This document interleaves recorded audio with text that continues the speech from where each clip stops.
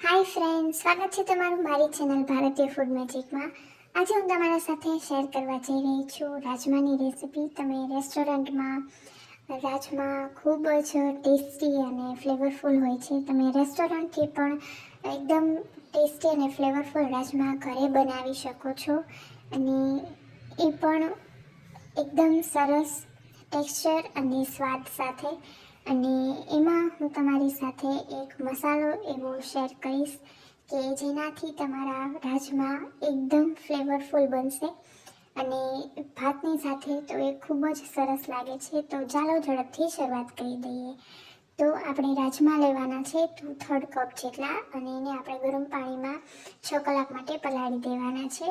અને પછી આપણે એને પ્રેશર કુકર લેવાના છે. જ્યારે તમે કોઈ કઠોળ બનાવતા હોય ત્યારે કઠોળને સારા એવા સમય માટે એને પલાળી રાખવાનું, એટલે એને આપણે જ્યારે પ્રેશર કુક કરીએ એટલે એકદમ સરસ જલ્દીથી પ્રેશર કુક થઈ જાય.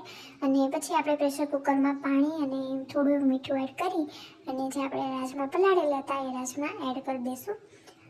અને પછી આપણે એને પ્રેશર કુકર લેવાનું છે, 5 થી 6 સીટી આવે એટલું. અને પછી આપણે એનું પ્રેશર એની મેળાએ છે ને રિલીઝ થવા દઈશું, એટલે તમારા રાજમા એકદમ સરસ રીતે બફાઈ જશે.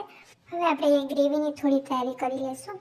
એના માટે મેં 3 મીડિયમ સાઇઝની ડુંગળી લીધી છે અને ડુંગળીને આપણે ઊભી સ્લાઇસમાં કટ કરી લેવાની છે. જો તમે ડુંગળી ન ખાતા હોય તો તમે ડુંગળી સ્કીપ કરી શકો છો.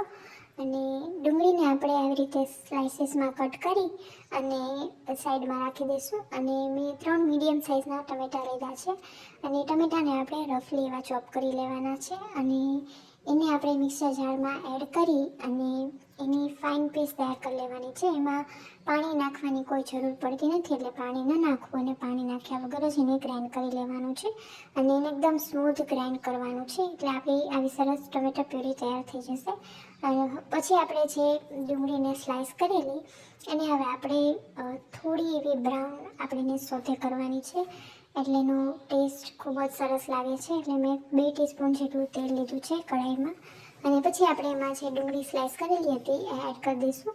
અને પછી આપણે એમાં મીઠું એડ કરી દઈશું. મીઠું એડ કરશું એટલે ડુંગળી ખૂબ જ ઝડપથી કેરેમલાઇઝ થઈ જશે અને એના ઉપર બ્રાઉન જેવી સરસ ઇફેક્ટ આવી જશે અને એ બહુ જ ટેસ્ટી લાગે છે. અને પછી આપણે એને મિક્સર જારમાં ગ્રાઇન્ડ કરી દઈશું, ફાઇન પેસ્ટ બનાવી લઈશું. જો આપણા રાજમા એકદમ સરસ બફાઈ ગયા છે. હવે કઢાઈમાં આપણે 2.5 ટેબલ સ્પૂન જેટલું તેલ એડ કરવાનું છે. અને તેલ તમે તમારી ઈચ્છા મુજબ લઈ શકો છો. મારા ઘરમાં થોડું વધારે જ તેલ ખવાતું હોય છે તો મેં એ મુજબનું લીધું છે. તમે તમારી રીતે ઓઇલમાં તમે તમારા પ્રપોર્શન મુજબ એડ કરી શકો છો. અને પછી આપણે એમાં જીરું એડ કરવાનું છે, 1/2 ટીસ્પૂન જેટલું. અને જીરું બ્રાઉન થાય પછી આપણે એમાં જિંજર ગાર્લિક પેસ્ટ ઉમેરવાની છે. એમાં 6 કળી લસણ અને અડધો ઇંચ આદુનો ટુકડો એને મેં પાણી નાખ્યા વગર જ એની પેસ્ટ બનાવી લીધી હતી અને એ પેસ્ટ આપણે એમાં એડ કરશું. અને એને એકદમ સરસ સાંતળી લેવાની છે, જેનું કચાશપણું છે એ દૂર ન થઈ જાય ત્યાં સુધી આપણે એને સાંતળી લેવાની છે. પછી આપણે જે ટોમેટાની પ્યુરી બનાવી એ પ્યુરી એડ કરી દઈશું. અને પછી આપણે એને એકદમ સરસ રીતે મિક્સ કરી લેવાનું છે. અને પછી આપણે એમાં બધા મસાલા એડ કરવાના છે. એમાં સૌથી પહેલાં આપણે 1 ટીસ્પૂન જેટલું ધાણા જીરું એડ કરશું.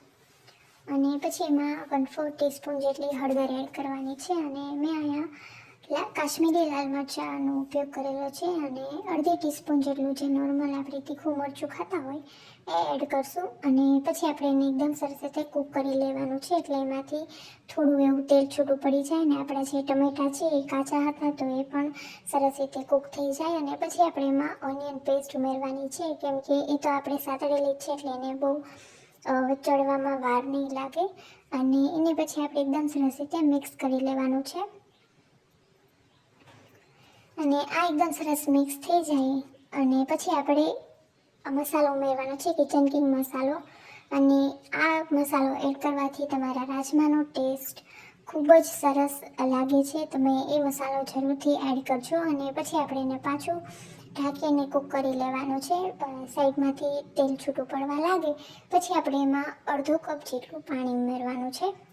તમને જે પ્રમાણેની ગ્રેવી જોતી હોય એ મુજબનું તમે પાણી એડ કરી શકો છો. અને પછી આપણે એમાં જે આપણે રાજમા બાફેલા એ રાજમા એડ કરી દઈશું. અને પછી આપણે એમાં સ્વાદ મુજબ મીઠું એડ કરી દેવાનું છે.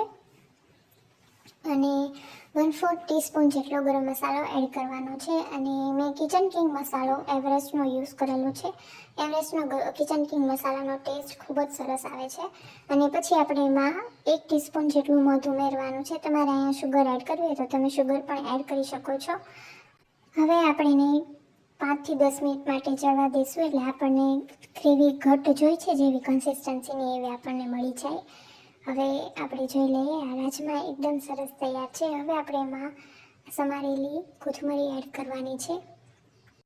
રાજમાને આપણે ભાત સાથે સર્વ કરીશું. ગરમા ગરમ રાજમા અને ભાત નો કોમ્બિનેશન ખૂબ જ સરસ લાગે છે.